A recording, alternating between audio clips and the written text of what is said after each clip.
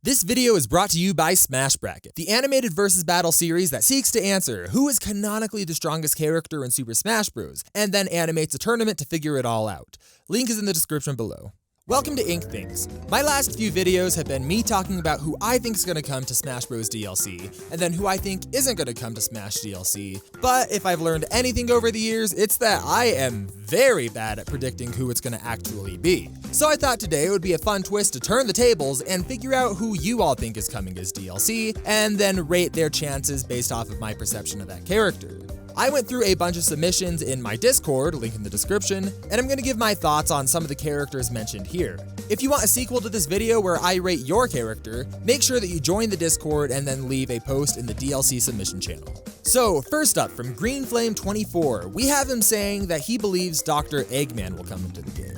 And this is one that I hear a lot. It only makes sense to me that we'll get another Sonic character eventually. Maybe not in this game, but maybe the next, I don't know. But Sonic is such an iconic franchise, it has such a rich history with Nintendo and Mario specifically, and we know that Nintendo has a good relationship with Sega. It would be kind of weird to me if we didn't get another Sega character. And we've seen precedent so far in the DLC for adding characters from companies that already exist in Smash, even with the exact same franchises that exist in Smash, such as Sephiroth coming from Final Fantasy VII. So all of these lead me to believe that a Sonic character is pretty likely for DLC.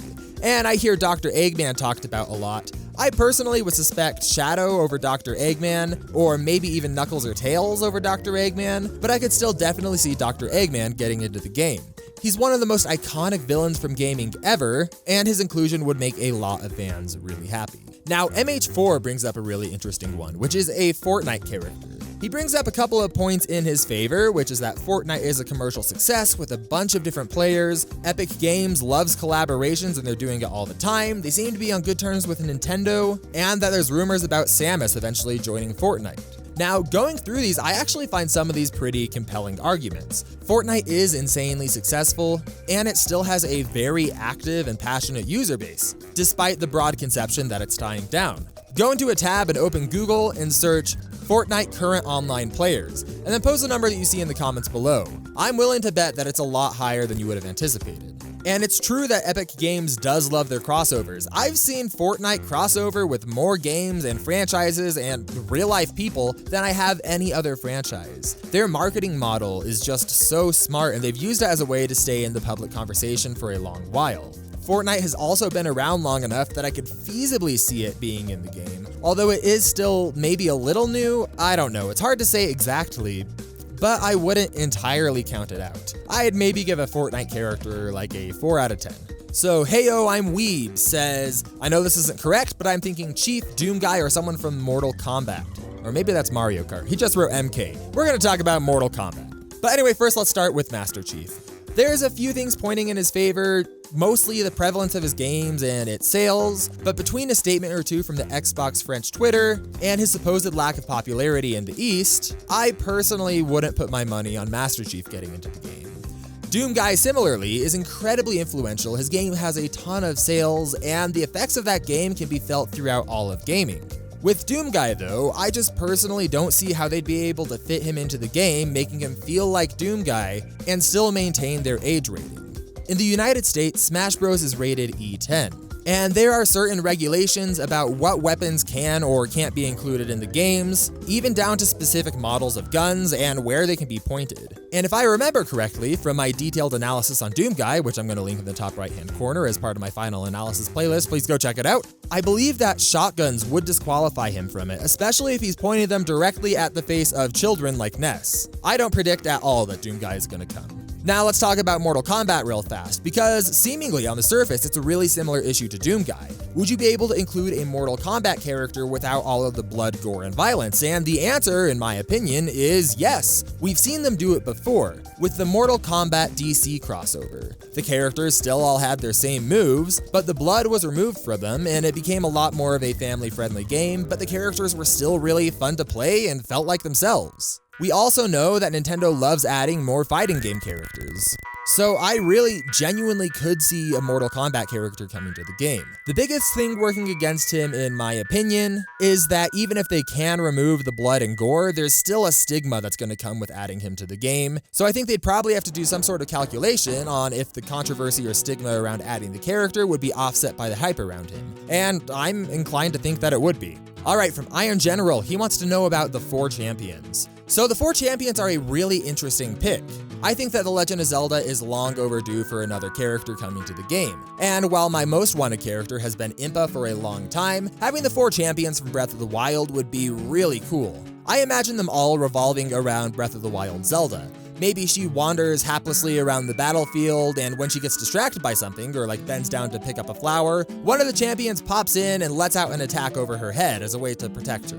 I think that it would be a really fun twist. I don't know how likely they are. The emergence of Breath of the Wild 2 coming soon makes me think maybe, but we've also seen a spirit event recently done for them, so I don't know. I'm really indecisive on it, but right now I'd give it a 3 out of 10. Frostbite says that he feels like out of all the characters, Crash Bandicoot has the best chance of getting into the game, and I 100% agree. People talk about Crash Bandicoot so much that he becomes one of the oversaturated, wildly talked about characters, but I think that it's fitting and appropriate. Looking through his fan base and the demographics of his fan base across the United States and Japan, as well as his sales, I'm really inclined to say that he stands a very good shot. He's got a lot of fan demand and has been requested since Smash 64. It honestly feels weird to me that he's not in yet, and I really genuinely think he's going to be one of the last 2 DLC. I am so positive about this, I'm giving him a 10 out of 10.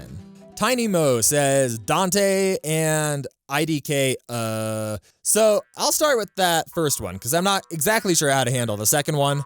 Dante is a mixed bag.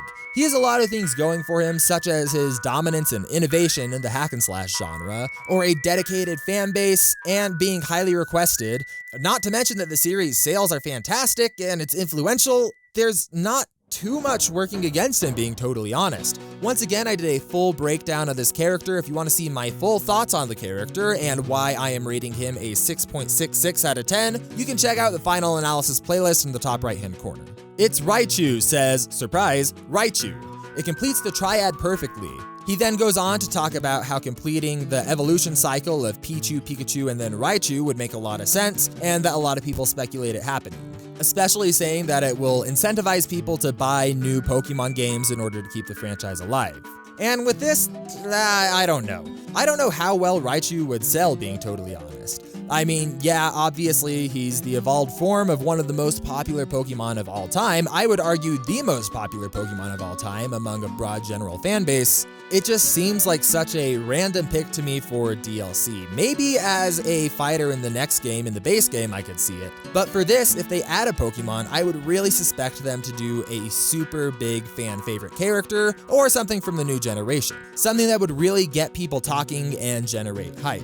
Now, some people bring up a point against a new Pokemon character in a similar vein to what I brought up against Legend of Zelda Breath of the Wild, which is that they recently had a spirit event, but I don't know how much that actually works against a character. If I were to choose any Pokemon to make it into the game, it would be another Pokemon trainer, where we could cycle through a bunch of other Pokemon throughout the generations, and I think it would be really cool to have a full team of 6 Pokemon.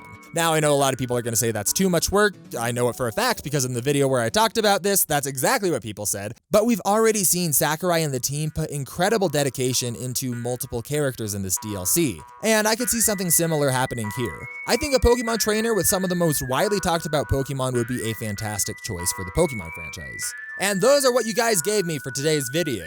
If you want me to rank your fighters or want to know my thoughts on who you think is coming to the game, let me know in the comments below, or better yet, join our Discord server and let me know in the submission channel. I want to make more and more of these videos so I can speak with you guys and figure out how what you want and think is likely interacts with my own beliefs. Check out Smash Bracket if you want to see a really fun series. I'm going to put one on screen right now. I highly recommend checking it out. It's one of my favorite things I've ever done. Make sure you click the playlist on the right-hand side of the screen right now if you want to see my entire final analysis playlist so that I have a greater breakdown on a lot of different characters. And until next time, stay smashing.